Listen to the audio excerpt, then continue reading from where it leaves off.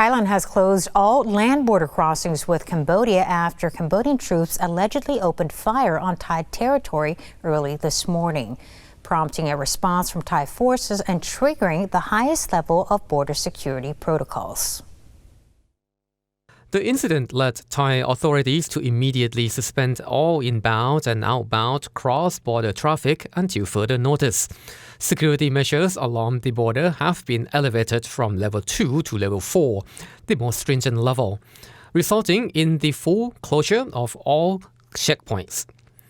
Rear Admiral Surasan Kongsiri, security spokesperson for the Ad Hoc Center for the Thailand-Cambodia Border Situation, and Marati Nalita Andamo, deputy spokesperson for the Ministry of Foreign Affairs, stated that Thai soldiers were compelled to return fire in self-defense.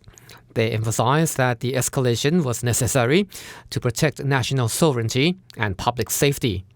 In response to the incident, Thailand's Ministry of Foreign Affairs will lodge a formal protest against Cambodia through international diplomatic channels. The government reiterated its commitment to defending the country's borders and national interests. The situation remains tense, and authorities are closely monitoring developments while calling for calm and resilience on both sides.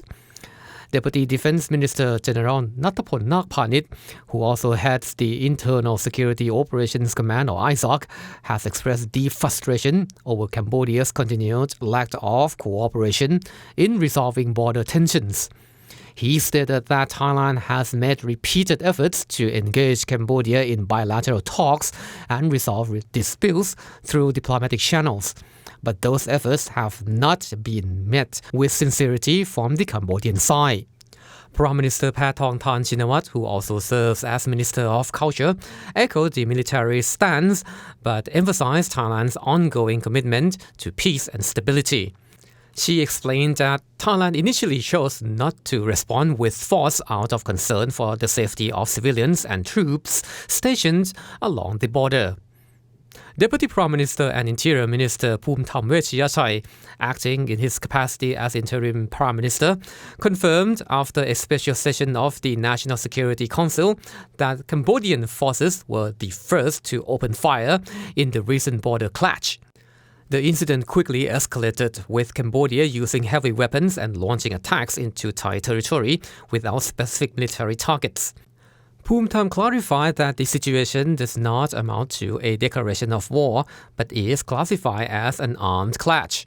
He stressed Thailand's continued commitment to resolving disputes through peaceful means and rejected violence as a solution. However, he characterized Cambodia's action as a clear provocation, prompting Thailand to act in self-defense to protect its sovereignty. Also earlier today, the Second Army Region issued a statement asserting the country's right to self-defense under Article 51 of the UN Charter. The army emphasized that any military response would be limited to legitimate military targets, with deliberate efforts to avoid damage to cultural property, including historically significant sites. The Second Army Region, with support from the Royal Thai Air Force, continued to adhere to restrained and targeted military operations.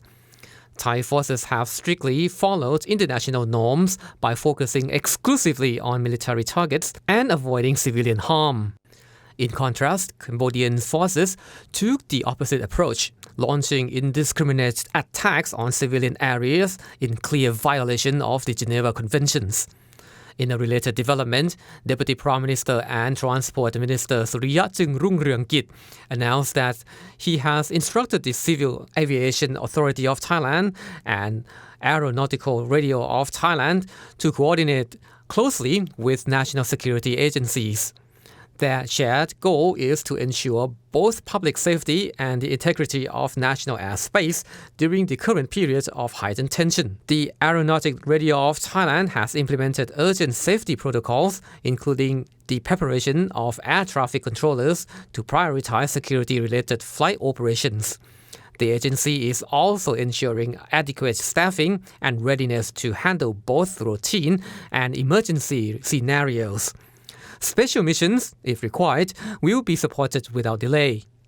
Although commercial flights are currently operating as scheduled, authorities remain vigilant. The Civil Aviation Authority of Thailand is actively working with security officials to adjust aviation management plans as needed, with a focus on maintaining the highest standards of safety amid the evolving situation.